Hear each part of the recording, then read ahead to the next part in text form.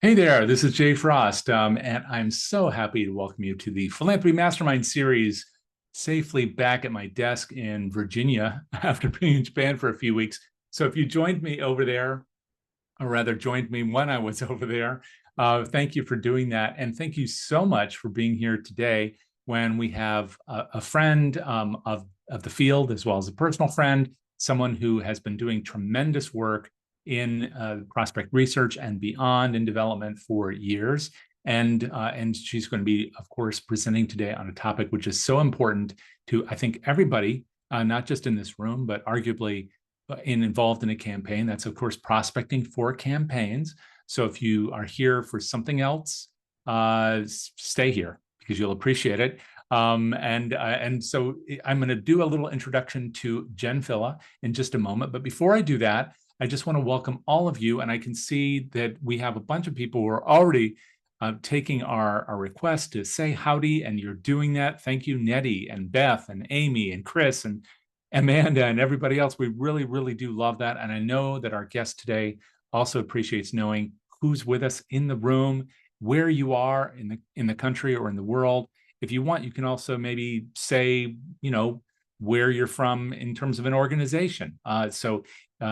Please do continue to use the chat for all of that and beyond as we go through today. We also have the Q&A for you, so feel free to use that as well. We're going to be monitoring throughout. This is a CFRE accredited session, so I am going to keep very quiet while you're learning a lot today, but we are going to be monitoring throughout and make sure that you have a chance to engage with our presenter. And of course, if you'd like a copy of this, do stick around because we want you to be a part of the conversation. But if you'd like a copy, you'll see that at the end, we talk about how you're going to receive that, as well as the slides, and where you can find all that information, as well as the information on the rest of the series, which is available at DonorSearch.net. Of course, DonorSearch is the sponsor of this series. We are so grateful to them. We won't be talking about them otherwise unless Jen chooses to mention them for some reason today, but that's not through any lack of affection. You're going to find DonorSearch has a lot to offer you if you're in this world of fundraising, as most of us are, and you can learn more about them at DonorSearch.net. And while you're there, under the resources tab, you'll see all this information about the Philanthropy Mastermind series going back to 2016. And with over 200 sessions this year, I know that you're going to be looking forward to seeing about more of them. So do look there for content from the past, as well as sessions coming up in the near term. So with that, I want to welcome Jen Filla to the stage, the virtual stage here. Jen, thank you so much for being here today. And do make sure you take yourself off mute. Yes, there we go. Thank you for having me. It's wonderful to be here. It's really wonderful to have you. And for people who don't know you, I want to just hold up one thing so they can see it, because I have this on my shelf and I encourage other people to have it on theirs. Of course, that is Prospect Research for Fundraisers, the essential handbook, which you did with our mutual friend Helen Brown a number of years ago. That's just one of the many things you've contributed to this field. Of course, you are the CEO of Aspire Research Group. You have a whole training organism that you do through the Prospect Research Institute, which contributes so much to this sector. You've led chapters of both APRA and AFP. So we really know that you not only know yourself, but we're grateful for all you contribute every day, including coming back here and sharing today. Thank you, Jen. Hey, it's wonderful to be here. DonorSearch and I go way back to 2007. That's when I started as well. So I'm very fond of DonorSearch. And just to share a little bit about who I am and what I do, I put in the chat, I'm in Tampa, Florida, and I'm CEO at Aspire Research Group. We have an online learning community, Prospect Research Institute, and at Aspire, we're prospect research consultants. So we're helping development officers become unstoppable major gift closers. And we're doing that with methodical, replicable processes for major gift success, which is why I want to share with you campaign prospecting, to show you how you might create some method behind it that you can replicate. And I will be mentioning DonorSearch because they happen to be our preferred provider for this. However, the methodology can be applied to any screening source. So with that, I'm going to jump right in. I do also want to let you know that I am happy to take questions during, and what I'll do is get to the right place, and I will stop and pause, and then Jay's going to jump in and help me with your questions. So please put them in the chat or in the questions, and we'll get them addressed. Some of the slides have quite a bit of content to unpack, so I'll definitely give a pause. So here we are, capital campaign prospecting. We're going to explore individual giving potential. So I do recognize that, if you're working with your campaign consultant on that initial planning, you're looking beyond the individuals, right? Your comprehensive look is going to include maybe government sources, institutional funding, that kind of thing. But we're going to take a look at the individuals. And I feel like sometimes they get overlooked in that beginning planning. It depends how large your campaign is, of course. And we know you want your top, 20 to 50 best prospects to get you in the lead of your campaign. But then sometimes people forget about the rest of the campaign. So I don't know if anyone else has experienced that, but this is what we're talking about. So today we're going to look at evaluating the data. We're going to talk segmentation, what to do with the data. And then we're going to talk about deeper research. Should you be doing more after the screening or not? And then we're going to talk a little bit about do it yourself or hire. So if you're a smaller organization, it's usually a big question like, what do we do here? Should we attempt to do this by ourselves? Should we hire? And it's always a tough question to answer. And then we'll just walk through some key takeaways. You ready? Let's get started. Okay, we're going to start with evaluating the data. So I'm going to give you some key concepts and ideas just to make sure we're all on the same page. And sometimes I think we overlook some of those fundamentals. So this may be review for a number of you, but it might be new or something you haven't thought about in a while too. So what does a best prospect look like? A best prospect is more than wealth, more than the largest gift they've made to your organization or somewhere else. And we also want a best prospect to be responsive to outreach. So in Association of Fundraising Professionals, we learn about linkage, ability, and interest, LAI. Here, as a researcher looking at data, I tend to think of affinity, philanthropy, and capacity because I have existing donors that I'm looking at. And something new out of DonorSearch that I haven't experienced yet, but I'm excited about, is a most likely to respond score. So typically this has not been available to us, and the shiny bells and whistles of AI are actually coming to fruition with some items like this kind of predictive score. And that's always the toughest, right? So when we think segmentation, I'm going to show you what I know based on the data, but there's more coming that is going to help us not only identify who based on affinity, philanthropy, and capacity, but also who's most likely to actually respond to us, which is fantastic. Another item to make sure we're on the same page is when you're evaluating vendors. And it's something we don't always think about because when we're evaluating vendors, especially for data, there's so many different things, so many exciting things to look at, like the predictive modeling, right? The most likely to respond score. But there's a key concept that you should have in the back of your mind and consider. And it matters. It depends what you're purchasing the data for.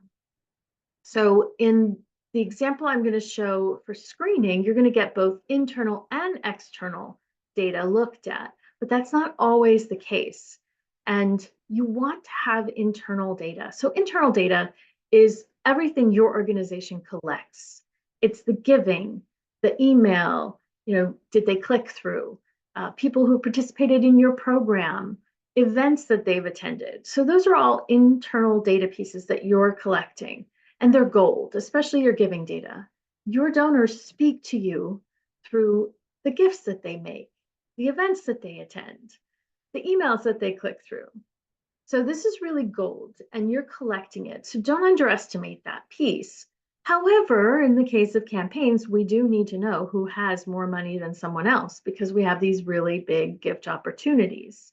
and we're looking for external data there. So we might get social media data, marketing data, gifts to others, and of course, wealth markers. So when you're evaluating a vendor, you want to say to yourself, okay, how is that vendor helping me with the external data? Oh, I know I want wealth. But what about my internal data? How do I know if this person has affinity for my organization? That's going to best come from your data that you're collecting. And then who doesn't love Dr. Russell James in our field of fundraising, right? So Dr. James has the best job ever. He gets paid to research what motivates people to give. And he does all kinds of wonderful and wild research. What I'm talking to you about today is the idea of the difference between disposable income and wealth when it comes to especially campaign giving. And Dr. James did a somewhat mundane research project where he looked at the IRS Form 990s, the tax returns for nonprofits. And he compared nonprofits who received gifts of assets versus those who didn't. And he looked, across the years for those organizations that received asset gifts, they raised more money overall. Their growth was much higher than those that didn't. You can look up your nonprofit, look for Schedule M, and take a peek and see if that's happening at your organization. You might be surprised that it is. You might be surprised that it isn't. So I included some links there to his information directly if you wanted to read that report. But when I'm talking about disposable income versus wealth, if this is an early campaign for your organization, a smaller campaign where typically you've been asking donors for gifts of cash each year, like could we have 25,000 from you this year? That's different from a campaign where you're asking someone to perhaps pledge over a couple of years or to give much larger gift amounts. So if you're looking at the screen, and you see that pie chart in the bottom right, I'm showing you someone who, let's say, has an estimated net worth of 10 million. Maybe 4% of that is disposable income, right? So, when you pay all your bills, you've paid your mortgage payment, et cetera, what do you have left? You have disposable income. I call it coffee money. And in this case, coffee money would be 400,000. Okay, that sounds pretty good, right? I could make a $10,000 gift out of that, and that's not a problem. If you start asking me for 100,000 or 200,000, and I'm thinking out of 400,000, well, you're asking for a lot of money.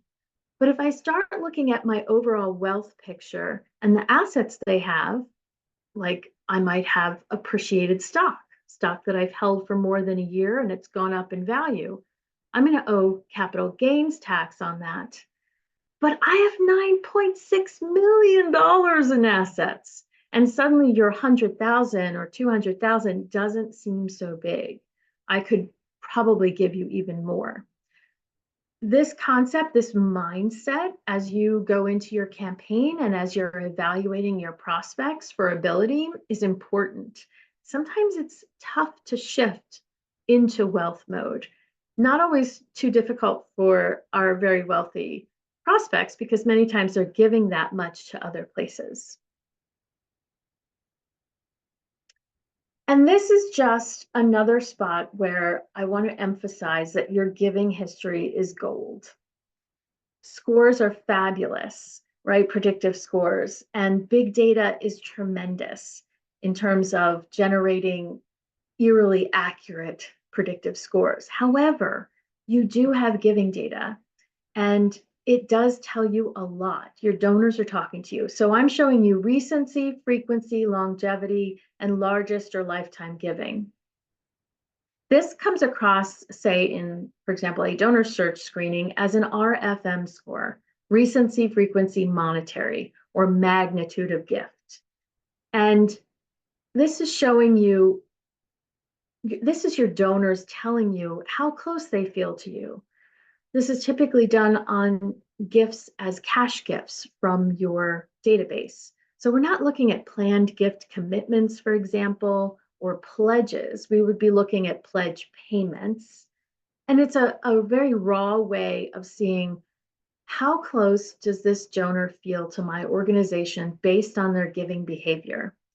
It may be raw or crude compared to some of these exciting new models, but it's surprisingly accurate. So even if you can't afford to do a lot of bells and whistles or predictive scoring, you still have your giving data. And that's why I'm encouraging you to really think in terms of internal versus external data. We want both.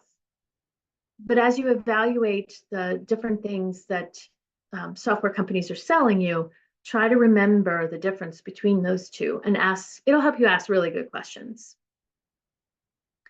Jay, I'm going to pause for a second before I go to the next section. Is there any questions? Are there any questions? There are not right now. However, there are several comments about how that's a lot of coffee. Yeah, it is a lot of coffee. But high quality coffee, right? I mean, maybe they're visiting the plantation to harvest the beans. Could be. Okay, moving on to segmentation. So when you're preparing for a campaign, you want to view your donor base potential. And this is a great time to go big at the outset as you're planning. Who is in our database? How much are they giving? How are they giving to us?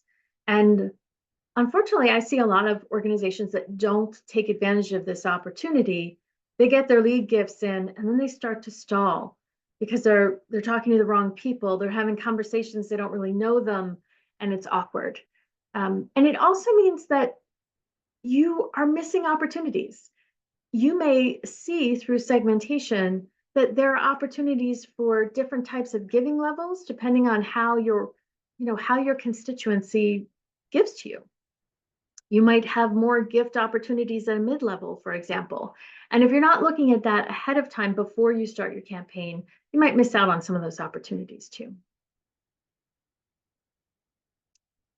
So a first step when you're getting your donor base screened for wealth is to prioritize them, right? So DonorSearch, as seen on the screen, does this through their proprietary DS rating. And that really helps prioritize based on wealth. But one of the things I really enjoy is that wrapped in there is if they match a prospect to a large gift size, that will also include. So sometimes we see a wealth-based capacity rating that's low, and yet it's a DS1-1. What's that about? Because there were fewer visible assets, but there was philanthropic giving. So I really love that piece here. I work with a lot of smaller organizations that are going into campaign, and this is actual data. And you can see that 36% of their file, and you can see the numbers there, it's a small batch, 36% have those top 3 ratings. It was an exciting moment when we presented this data. Actually, the consultant was much more excited than the clients who were like, huh, what she's saying? But this is prioritization. So they definitely have wealth in their donor file. And just another point for your internal data. When donors give you large gifts, they have to trust you before they're going to give you that gift. And so affinity through giving does help with that. So now we have our wealth, we can prioritize based on wealth, but I'm suggesting you need to take some more steps. At Aspire, we like to use this fun little grid based on the Boston Consulting Group model. For those of you business majors, you might be familiar. And here we have affinity is rising on the left, gift capacity or wealth is going across on the right. And so our loyals, the top left group, and our stars, the top right group, have high affinity. Our stars and opportunities at the bottom right have high wealth. And our likes there, they have low affinity and low wealth. And we tend to like to look at this in terms of the 80-20 rule, the Pareto principle. So when you divide your file into groups of 5, what does that look like?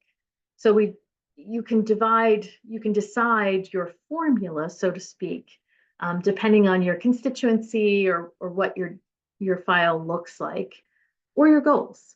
Here you can see the formula I created was We were looking at, for our high affinity, high wealth, we wanted to see every prospect that has a DonorSearch rating of 1-1, 1-2, or 1-3, and has an RFM score of 200 to 300. There's many ways to score for RFM, recency, frequency, monetary, and in the DonorSearch world, the top best score is 300. So we love stars. They have high affinity and high wealth. And these numbers played out are different from just high wealth. So if we look at stars and opportunities, we have lower RFM scores in the opportunities segment.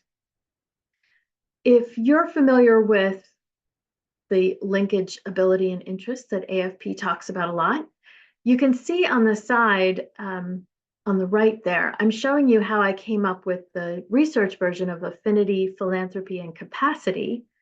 And affinity for us is RFM. Philanthropy is included, wrapped up in that DonorSearch proprietary rating, and then capacity is also in that rating. I didn't want to use just wealth-based capacity if I can help it, because it's only based on visible assets, and that's a little bit limited. So this is how we take all of the things, right? The internal and the external data, put those two pieces together and segment and see how it falls out.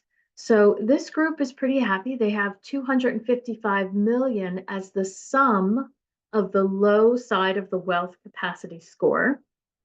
So trying to give some indicator of what this looks like, even if wealth capacity has its limitations. And they have 616 of those.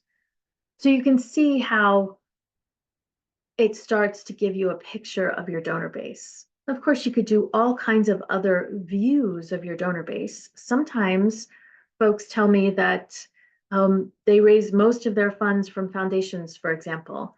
And when you take a look at giving across the different giving or donor types, we actually showed that they raised more money from individuals than they did from foundations. But because they were spending so much time on those grants, it felt like they were raising more money, and the gift size was larger on that smaller group of foundations. So there's many ways to look.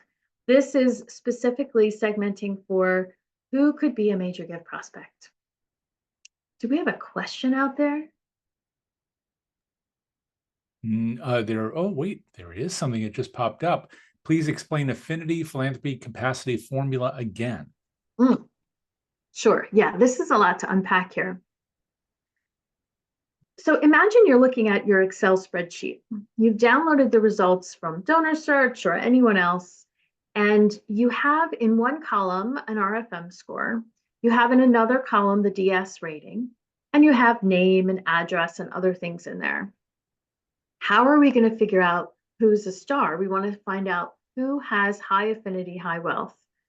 So I'm going to filter. If I turn on my data filter, I can filter to show only those individuals that have that DS rating and only those individuals that have that RFM rating. And then in another column, which I would call segment, I'm going to call them all stars. And so we go through the file and mark every segment. Oh, I missed the champions though. So glad you asked the question. So the formula for each, it's a subjective formula. You could change this formula. It's not based on statistics per se. And then I'm taking each of those groups. So I want to show high affinity, high wealth. In stars, opportunities is high wealth, low affinity. Affinity is our RFM. So you can see in the right-hand side where I have RFM, affinity, DS1, philanthropy, DS1, capacity. But I hope that answered the question. Champions, however, there are just people who do not rate well. Sometimes they have a low RFM, which is inexplicable, or they have a low wealth rating, which doesn't seem right because they've given a large gift, whatever your database looks like. So your giving history, a large gift might be 100, it might be 1,000, 10,000. But when we see a group of people who have made a large gift to the organization and yet score low, we say, take a look at those people. They really like you. And sometimes there's a very quick explanation, and sometimes it's worth getting to know these people again.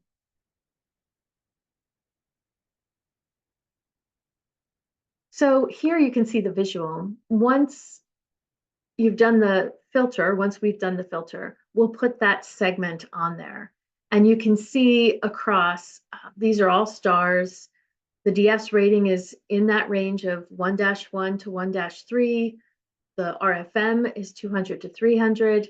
And that low capacity shows the low side of the range there. And then the giving history is in the yellow. So we like to tag it. It's easy to make a pivot table if you like Excel. And it also helps people dig into the names. So when we present this information to a client, immediately they're like, well, who is that? Well, wait a minute, what about so-and-so? And so we always want to dig into the data. Development officers typically know their donors. And they should know many of the stars, but the joy I get is when we're in the meeting and they're like, well, who is that? Well, we don't know that person. Well, when did they make a first gift? And on it goes. So finding new prospects that have great wealth and that are showing affinity to your organization, well, that's just exciting. Who doesn't get excited?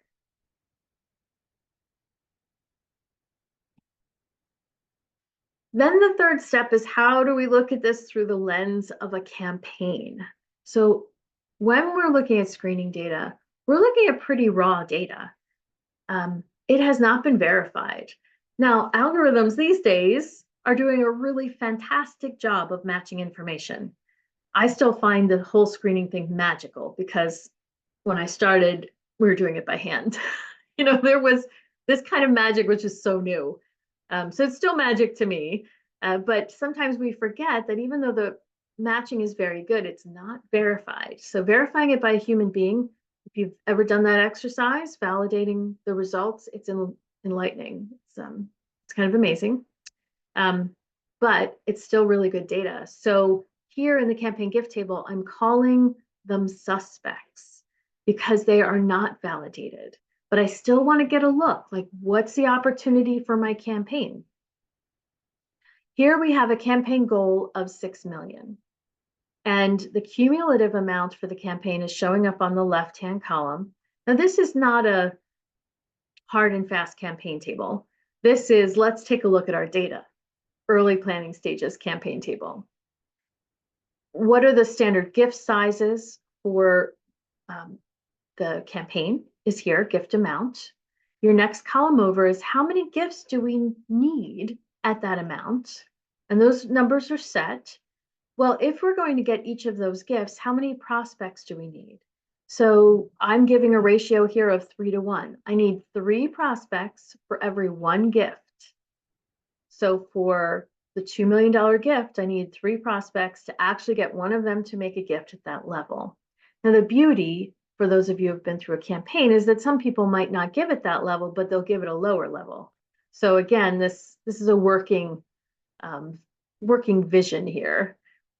When we layer in the screening results, we know that suspects, we're going to need more of them to get a prospect to get a gift. So what I'm saying with these numbers is that you need 8 suspects to get 1 prospect, and you need 3 of those prospects to get 1 gift. So you can see how the numbers are going to explode here, right? Suspects needed. Moving over to the right, suspect count. This is the actual count, donor count from the screening that showed up with a wealth capacity rating to support that gift amount. This is how, for the DS rating does not give us, like, they could make a $2 million gift. So we're looking now at wealth-based capacity. So that's based on visible assets. And we know that the higher the net worth, the fewer the visible assets, which means that those whales or very big icebergs are going to have a lot of assets we can't see and are not going to show up in the capacity rating. But like I said, it's a good number. It's going to get us started here, even before we validated names. Now, so I have the suspect count from the file. And now I want to see how many of those suspects in the file have high affinity. And you know that these 19 and 42, these are stars because they have high affinity and they're in that high wealth. The 20 and 44 you're seeing at the top two giving levels are low affinity, but high wealth. So those were opportunities. So this is how it's starting to fall out into the dollar campaign gift table. That's a lot of information. Did we have any questions on that? Yes, there is one about the ratios. An attendee asked, can you source the ratios that you show, and are these industry standards? Yeah. Well, the thing I've learned about numbers in prospect research is that there is no standard. There is, but there isn't.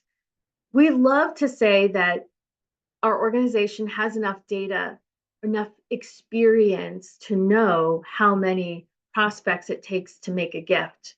But that's rarely been my experience with organizations, unless they've been through multiple campaigns. You know, the larger institutions, higher ed, healthcare, there always seem to be in campaign, and they can know like down to the number what their experience is likely to be like. Most of us, most organizations, not so much. A 3-to-1 is probably ambitious for many. 4-to-1 is maybe closer to a sort of standard, but nobody's average. Nobody's normal. So you might be an organization, for example, that is a local humane shelter for animals. And you look at your donor list, they're mostly local people. You might find that your relationship to your donors is much closer than an organization that's a national organization that does a lot of direct response, that kind of thing. So if you're feeling close to your donors, it might be 2-to-1. When I look at the suspect ratio, again, it would be, you would want to tailor it to how well you know your donors or how well they interact with you. 8-to-1 is not unreasonable for a suspect, but these are already donors. So that could be lower too.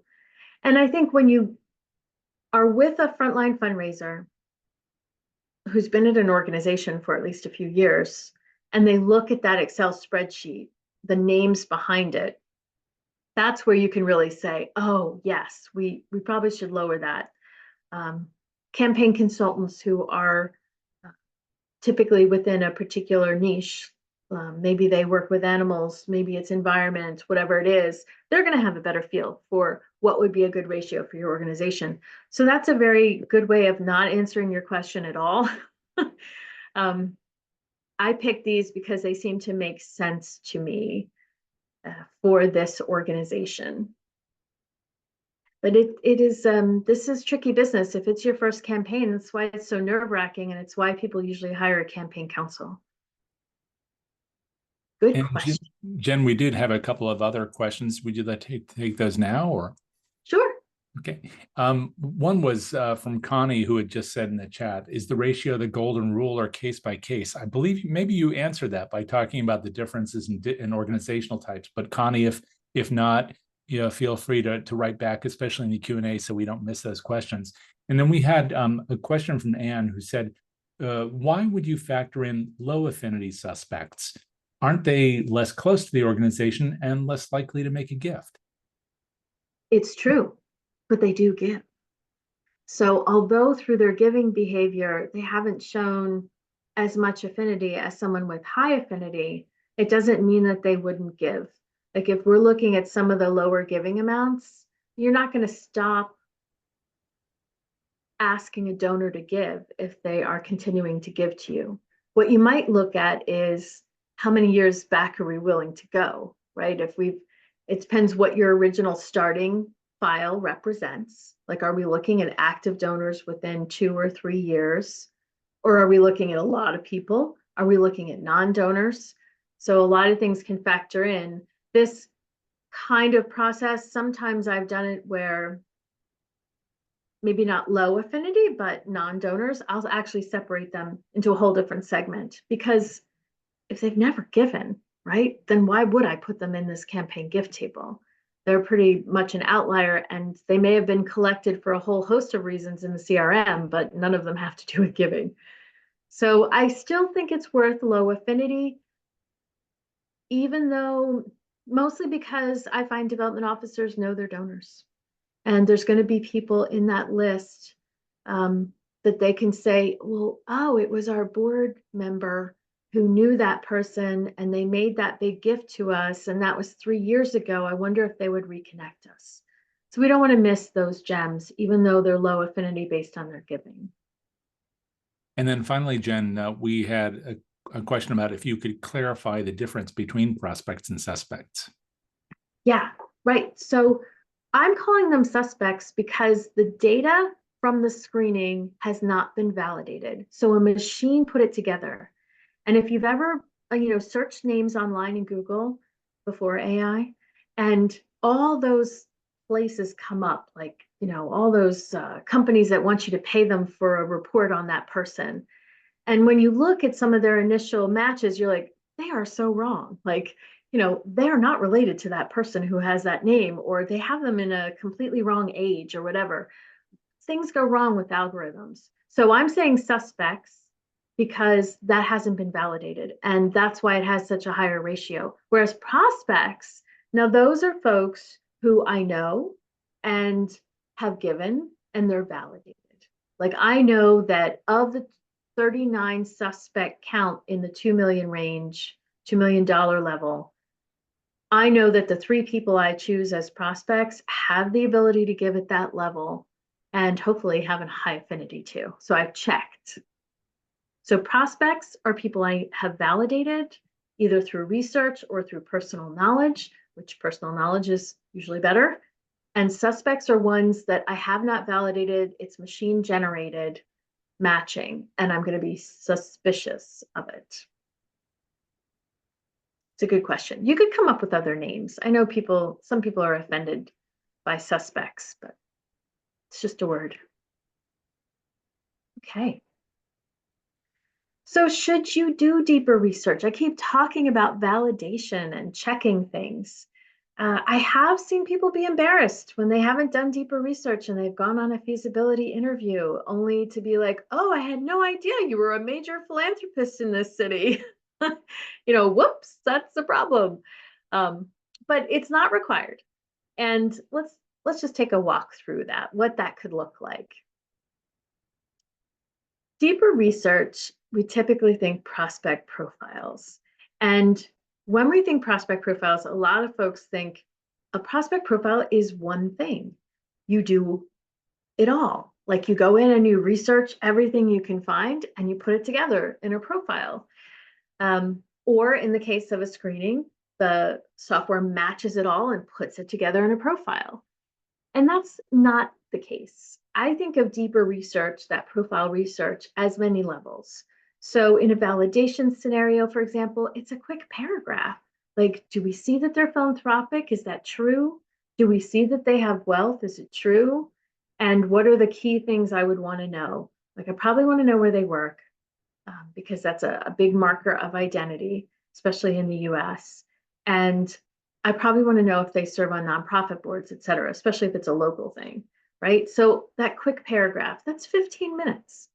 Very different from a verification profile or a profile you might do in a feasibility interview, which is you're probably going to spend 30 minutes, 45 minutes, depending on your skill level, making sure that, okay, I've looked through the information on this person and I'm pulling out and presenting the really important pieces. If you find an obituary, it's a really important piece. We want to know that they died recently, or that they moved recently, or that they joined a board because that was in a recent press release and it didn't show up in the Form 990s yet. So then we could go up to a tactical briefing. And in my world at Aspire, this is 3 to 5 hours. We are itemizing, detailing all of the wealth and philanthropy and some family and any key points that would help with fundraising. Strategic assessments is something that not every researcher anymore, but it used to be fun. And we had more time as researchers to fall down every rabbit hole on these really big gift opportunities. Now we have tools that do that let us jumpstart with data. But we still do them at Aspire. When you have a board member, you know them well, but you're not clear, like on the money, like how much could they really give? Should we ask for 50 million? Like, how do they hold their wealth? How did they earn their wealth? A lot of times the top fundraisers aren't always clear on that. And especially depending on what industry they're in. So finance industry can be really cryptic for folks, or even the music industry. I've done a lot of work in Philadelphia. There's a wonderful music scene, but it's really hard to tell the difference between someone who actually earns a lot of money or someone who doesn't, but does a lot of hype, right? Because if you're in music, you want people to come, you do a lot of marketing. So I love those strategic assessments. They're my favorite, but we don't do a whole lot of them because that's like, 10, 12 hours of work. And so you really want to see, hopefully what you're hearing from this is that as you do more deeper research, you're talking about much bigger gifts, right? So the more research we do for a higher return. So if I'm validating names to be sure that they actually have the wealth that was matched so that we can isolate our top prospects, I'm going to do that short and quick because of those people I research, how many are actually going to make a gift? Not very many. How many are actually going to be approached? Not very many. So that's quick. As I move up, someone's chosen for a feasibility interview. Okay, I need to spend more time. As we're getting close to asking for a gift, and I'm trying to figure out like what kind of proposal, what kind of options to put in place for someone in a proposal, I want to do even more research. So deeper research doesn't have to mean one thing. It can mean and should mean many things. That said, as much as I love anonymous research, so to speak, not that anything's anonymous online these days, but primary research, folks out there who know about peer review, where your campaign committee members get together and review the list of names and talk about the things that they know about these prospects because they're in their social circle. That's great stuff. And many times researchers and frontline fundraisers like that are not always communicating that information well together. So it's great to volunteer to be a scribe at some of these meetings. You also get to meet potential donors and board members, which can be really interesting, especially if you're not in a front role or you don't want to be in a front role.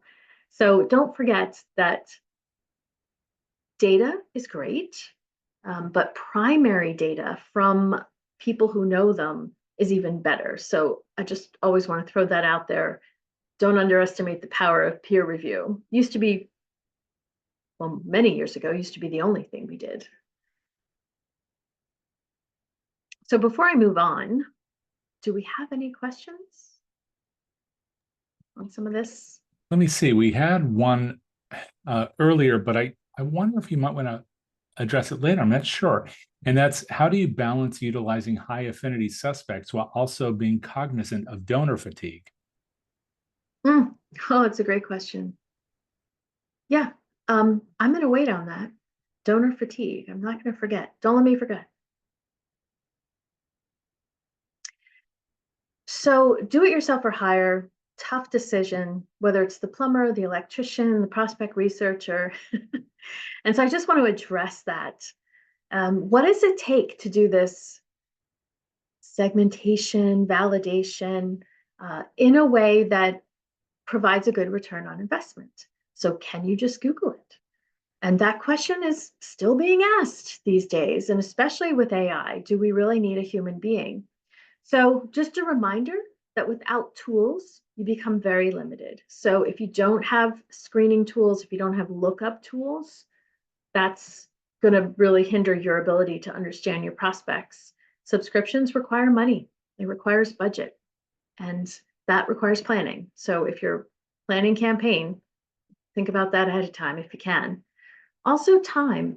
So trying to evaluate vendors, different vendors to meet your needs can be very time consuming.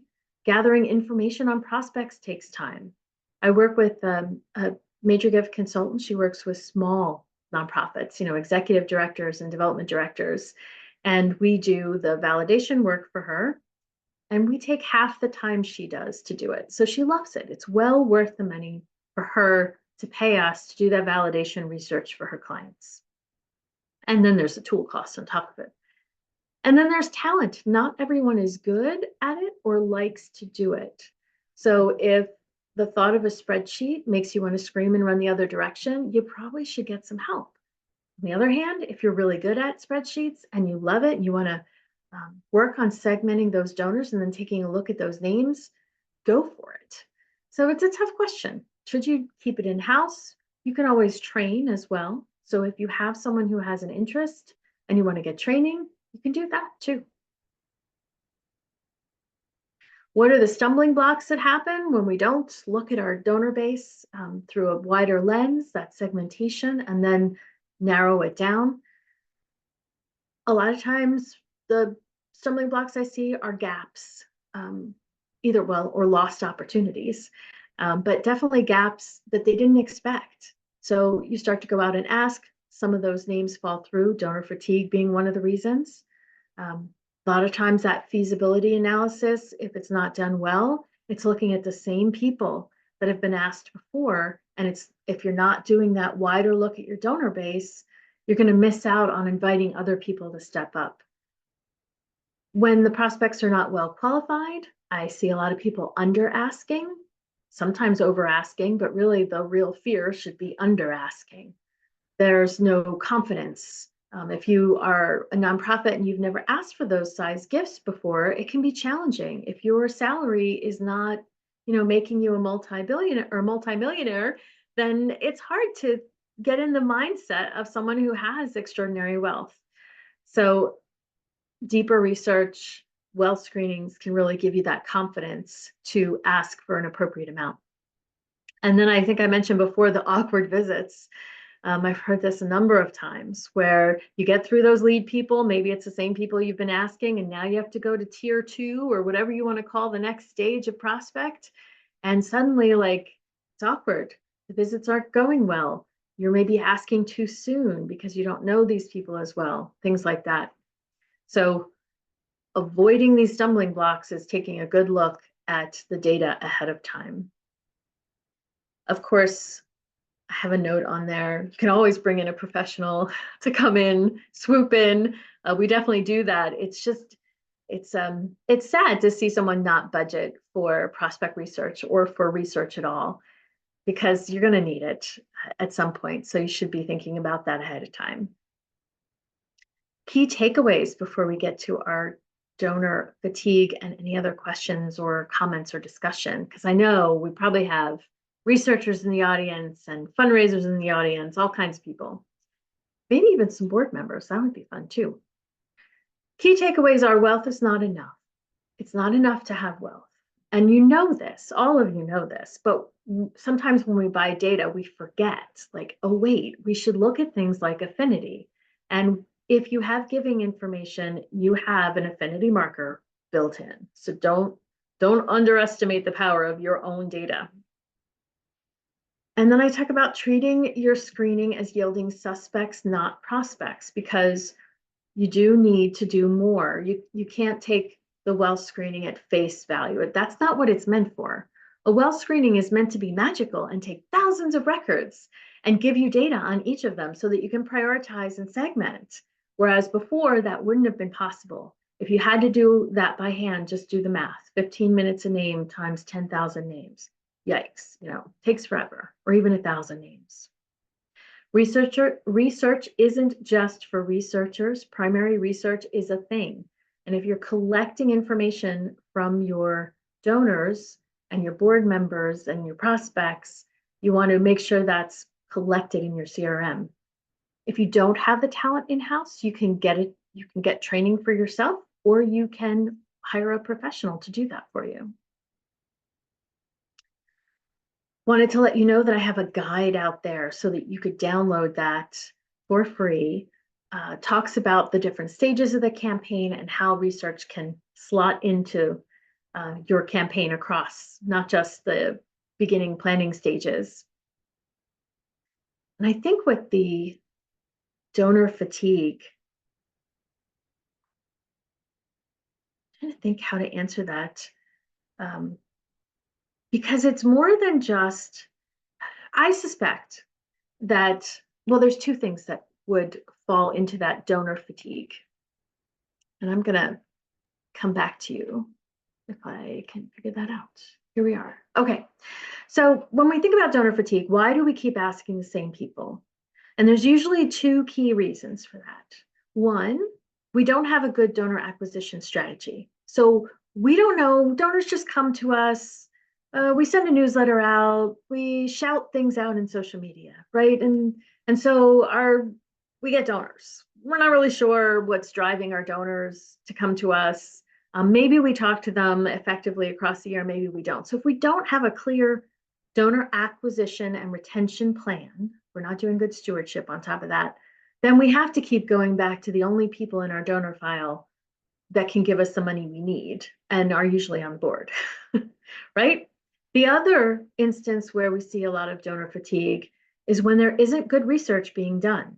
And there are folks, well, as long as stewardship's being done, but even if stewardship wasn't great, you could start building relationships. It might lengthen the timeline of your campaign. But I feel like a lot of organizations don't really know their donors.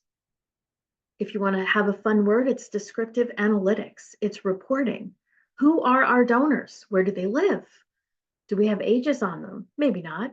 How do they give to us?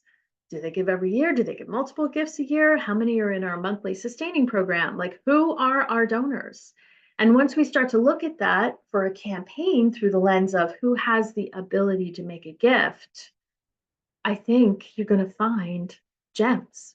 So the most recent presentation I did on screening results, I was hired by a campaign consultant to do it for a small nonprofit. And that was that 36% of their file had the top 3 wealth ratings from DonorSearch. She was so excited because they don't know those people. A lot of those people are in their file. A lot of those people had high affinity and high wealth markers, but they hadn't been talking to them. So if you don't have research, you're not going to know that these people are there. You're not going to know who to focus on. So I don't know if that answers the question. I'm looking at that chat a little bit. Yeah, I don't see new questions there yet, but in fact, I have a question for the crowd, Jen, which is, and if you were willing to answer this, folks, that we'd love to know if you've done some kind of screening.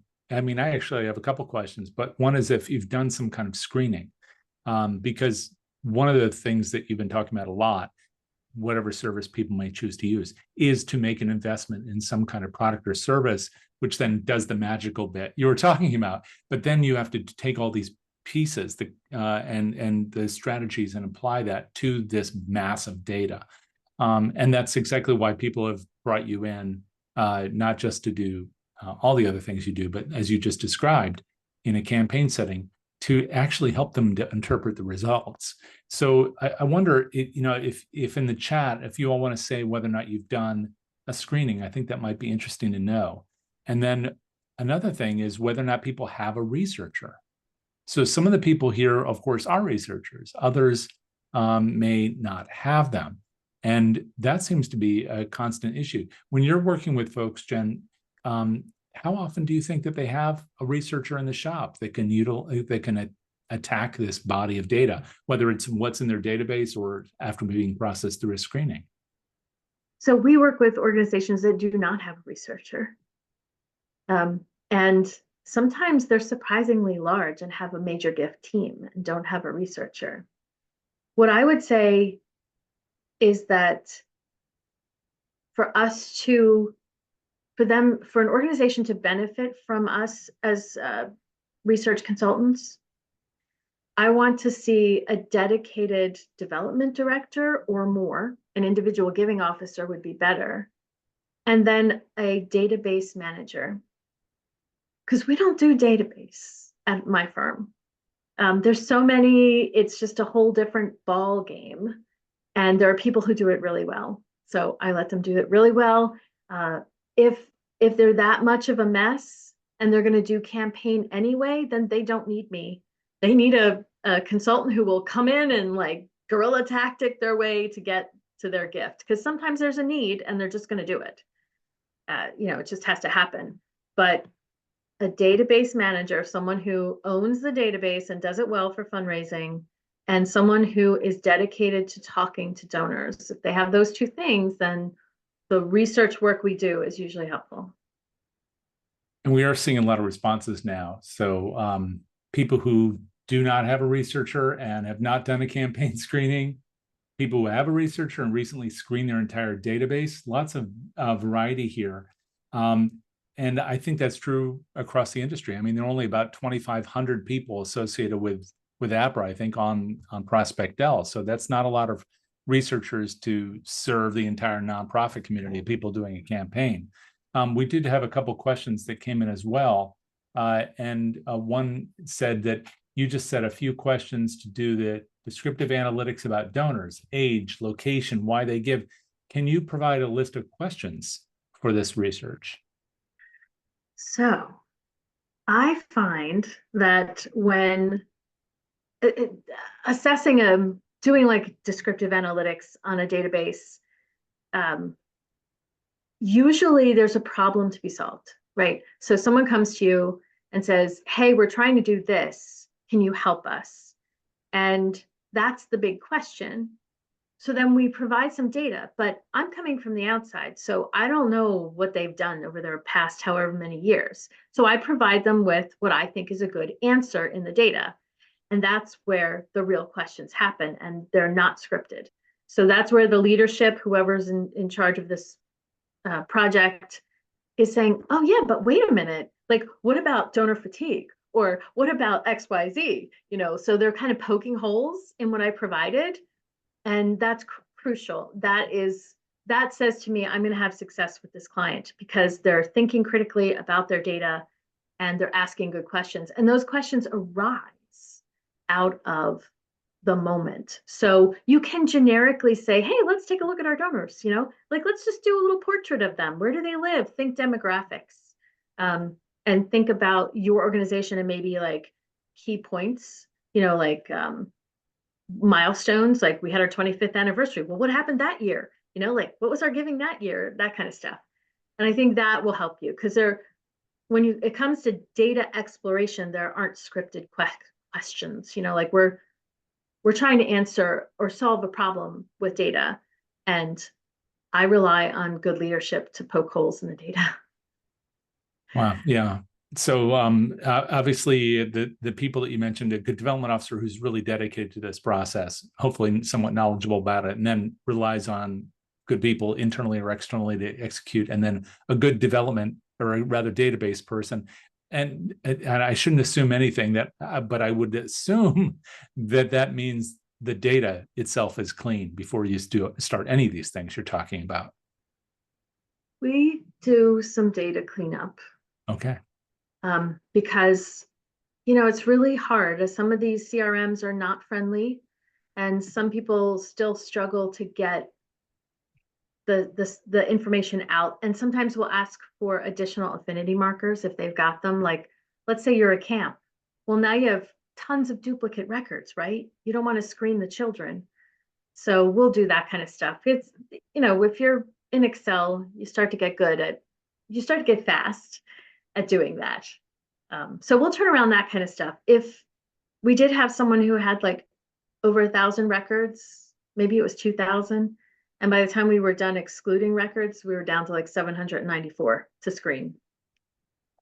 A lot of email only happens, depending on the platform, right? That's collecting the money for you. So you should be getting addresses, but I see a lot of people not getting addresses. And you have talked a little bit about vendors today too, and done it really diplomatically, which I appreciate. Any kind of advice for folks about researching the vendors themselves, questions to ask the vendors, anything that helps them to tailor a choice that really best fits their organization?